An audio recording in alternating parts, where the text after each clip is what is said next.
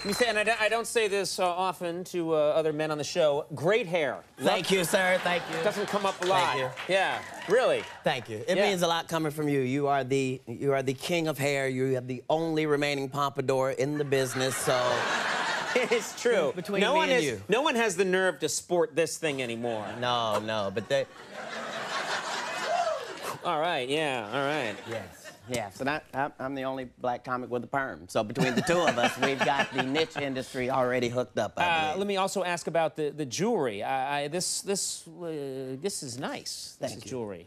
Yeah, I'm becoming the new Liberace, it appears. Everybody wants to talk about the jewelry. I just need the motivation. I need to look down and see I'm doing something to keep me excited about things. Right. Yeah. So you look down and you see, like, oh, things are good. Things are good. Don't worry about the economy, the recession, the mortgage, gas prices. Just ignore all that. Oh, yeah. That's a great message for everyone, I think. Now, let's talk about this. I know that we all have heroes in show business. Yeah. One of your all-time heroes, I'm told, is Prince, and you got to meet him fairly recently. How did that go?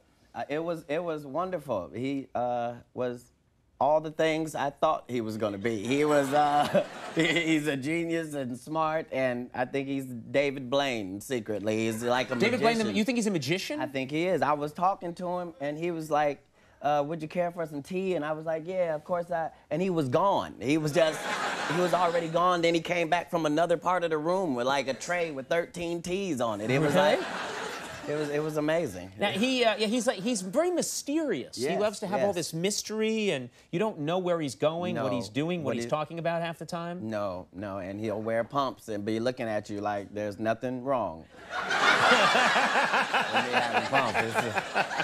He commits so much to wearing pumps that it works. Yes, it makes you think about it. Like, could I get away with it on the basketball court maybe one time? Now, are you taller than Prince? How does that work out? He's cheating. He's got pumps on. Right. I can't live up with that. I'm going to say I'm taller just because he's not here. Right. Yeah. That'll work. He could appear suddenly right now. 13 You're speaking about me? Chamomile.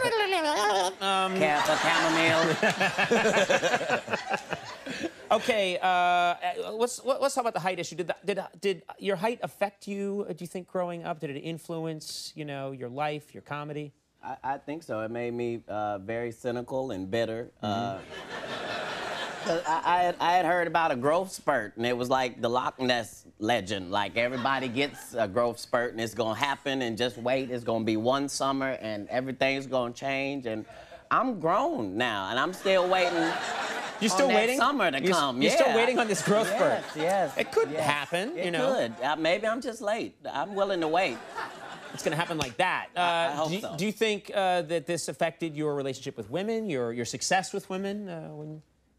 It made me try really hard because women want tall, dark, and handsome, and I wasn't able to fulfill any of those. So when I got a woman, I really tried hard. I think short guys make better lovers just because once we get on, we don't want to get off.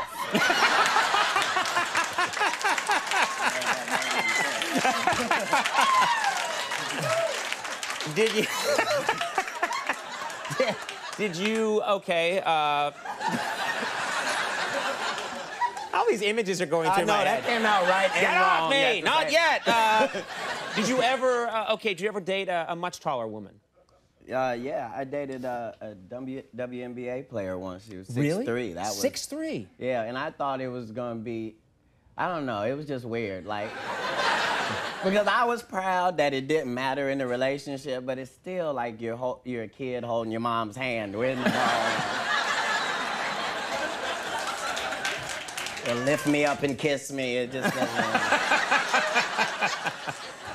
Yeah. I tried, though, now I guess you have a bunch of friends who are rap stars, rappers. Is that right? Mm-hmm. And you maintain, comedians and rappers. You think that rappers are funnier than comedians. Is that true? I'm saying some of these rap guys are just hilarious. Like, right. I didn't understand that they were that funny. Like, Snoop is just really hilarious. Snoop Dogg is funny, He's doing all these things. He's got 2 TV shows. He's doing a movie. He's got 3 albums. He's coaching football. He's doing a show about being a father. And you hear he's high, and you're like, I can't get out of the room if I'm high. Yeah. How is he? He doing all Remarkable of this stuff, man, but yeah. he really is. But yeah, the rap world has just been amazingly hilarious to find out how many funny guys are out there. Yeah, I can. Well, and also they have their own language and just their way of living, and they just this bravado, and it works. You know all about it. You're there with us at the parties. It's true. Yeah, I'm a fixture at every rap party. Hiya, fellas. How's it going? Ladies and gentlemen, the pompadour. Yeah. Well, where's the fondue?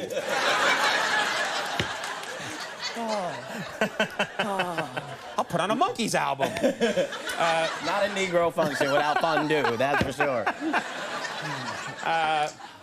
You know, we've been talking about this, a lot of things here, and one of the things that I wanted to mention is that you have your own clothing line. This is real, right? You're coming out with your own clothing line. Yeah, I want to make sure I get to this before we go. Tell us about the clothing line. It's called Secret Pimp Society.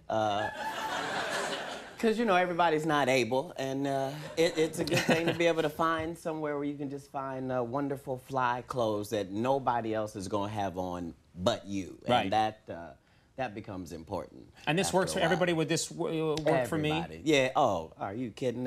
You just started to change your mind. It looks like you just changed into it right now. You are the Secret Pimp Society right now, I think. I'm the pimp that's heavily more into the finance side yes, of things. Yes. No. This is not looking good this quarter. Yeah. Yeah. Well, let me mention this, a few things. American Hustle is now available on DVD. Katt's going to be at the Gibson Amphitheater in Los Angeles, June 26th, 27th, and 28th, as part of the It's Pimpin' Tour. Exactly. Thank you. I'm going to come in right in the middle and serve fondue. That's going to be really big. You are very funny and great to talk to. Please come back soon, and congratulations on all your success. You're an icon. We appreciate it. Katt Williams. We'll be back with Thrice. Stick around.